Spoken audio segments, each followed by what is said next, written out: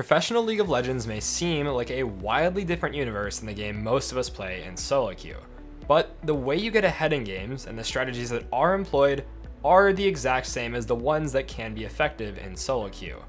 A big component of these strategies is the ability to remain unpredictable, and mixing up your opponent can result in huge openings just like in traditional sports. Junglers get to abuse this the most, as they spend the most amount of time hidden to their opponents. In a game of incomplete information like League of Legends, using strategy and hiding your intentions can throw people for a serious loop if they expect you to do something and you do the complete opposite. To demonstrate this, let's look at game 1 of Afreeca vs DRX and see how Afreeca went in with a strategy to confuse their opponent and executed with perfection. Just like last time we used pro play examples, we're going to start with the draft and talk about how they set up their strategy. Afreeca bans Udyr, Kindred, and Aphelios, while DRX bans Seraphine, Rell, and Gragas. Red side is often forced to ban the quote-unquote OP champions, as a major advantage of blue side is the ability to first pick. So they use their bans to get rid of extremely flexible and also generally strong first picks with all 3 of their bans, while blue is able to ban for a specific strategy. They use 2 bans on jungle, targeting Udyr, who is an incredibly strong pick, as well as Kindred, which is a PO6 special of sorts. Both of these act as counters to a lot of the champions that would pair well with their first pick, Renekton. From here, DRX assumes that Afreeca is going to lock in a strong ganking jungler to complement their Renekton pick.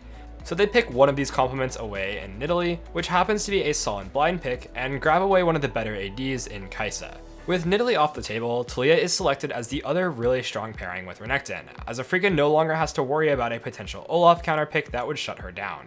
With Aphelios already banned, Samira is picked up so that the ADC pool doesn't get pinched with the second phase bans, and they can ensure a relatively even matchup in bot lane.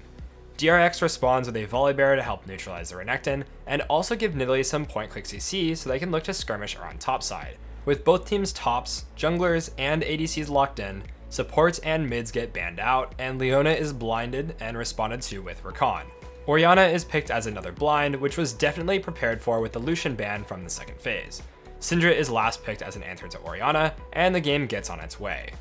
Going into this game, it's likely that both junglers want to play for topside, as they have point-click CC and are confident in their ability to skirmish and impact the volatile top lane matchup.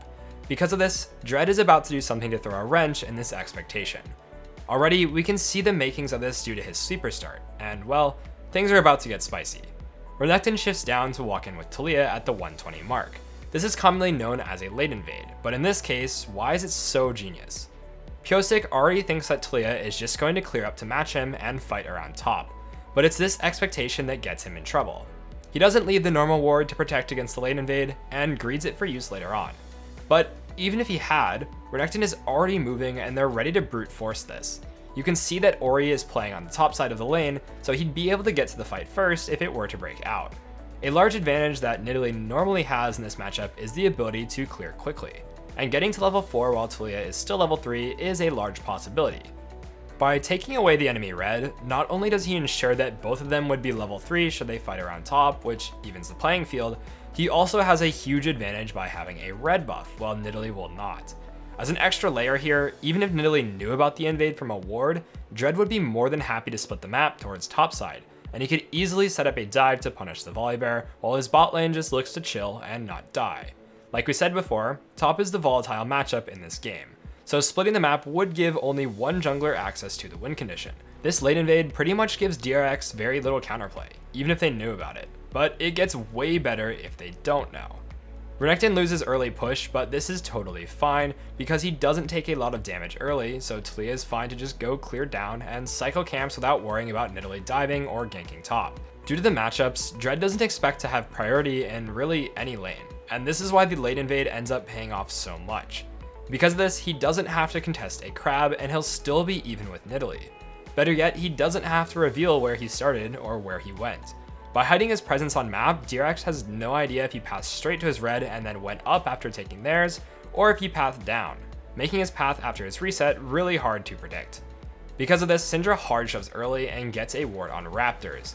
Without this, they definitely would be totally lost as to his pathing, so she has to expend valuable mana and HP to do this. Dread finishes clearing bot side and then resets to top. Notice how he skips Gromp here because his top laner's wave is pushing out, and this is the one window where Nidalee could gank top for free. It's so important to help your lanes out in these kinds of situations and will just overall make your lanes way less volatile. By allowing Renekton to reset here, he'll be able to help out Taliyah with a teleport, and now with item advantage, they're able to force onto Nidalee's respawning camps. Most people would definitely expect Taliyah to just clear down like she did on her first clear, but Dread really wants to snowball and is setting a trap for Pyosik. Just by defying his expectations, Dread has surprised one of the world's best junglers, and set in motion a huge snowball.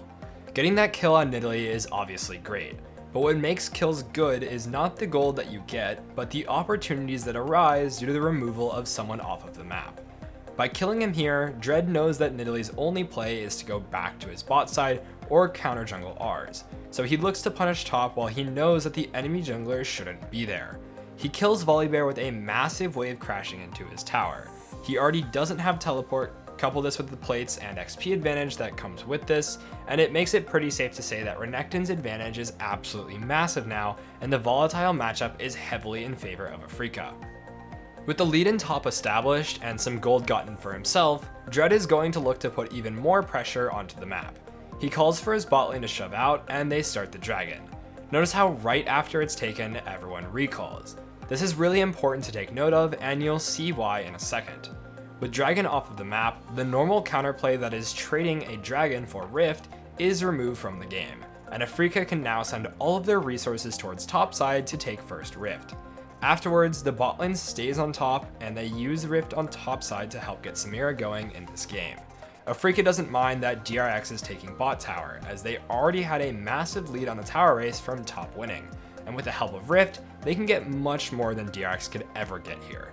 They dive the tier 2 tower, kill Volley again, and take the next tower as well.